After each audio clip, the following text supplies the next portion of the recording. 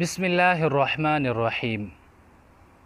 که چېرته تاسو په خوب کې ویریږئ یا په خوب کې د ویرې څیزونه وینئ او یا درله خوب نه درځي، نو دا یو مؤثر علاج دی او یو نبوي او اسلامي علاج دی.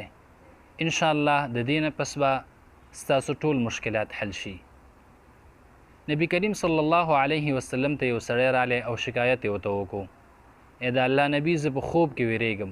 نبی کریم صلی الله علیه وسلم ورته وویل، کله چې ته خپلې بسترې ته لاړ شي نو دا دعا ووایه. د کله نه چې دغه سړي دغه دعا شروع کړه، الله سبحانه وتعالی ترېنه ویره ختمه کړه.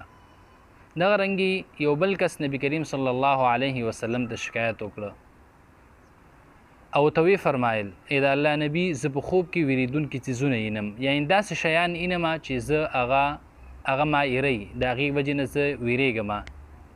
نو نبی کریم صلی الله علیه وسلم ورته همدغه دعا وویله، دا دعا وایه الله به دې مشکل حل کړي.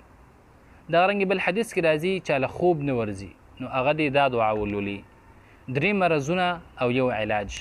هغه دعا دا ده: اعوذ بکلمات الله التامات من غضبه وعقابه ومن شر عباده ومن همزات الشیاطین وان یحضرون. ستاسو د یاداشت لپاره یو ځل بیا: اعوذ بکلمات الله التامات من غضبه وعقابه ومن شر عباده ومن همزات الشیاطین وان یحضرون. په دې دعا باندې عمل شروع کړئ، انشاءالله دغه 3 واړه مرضونه به مو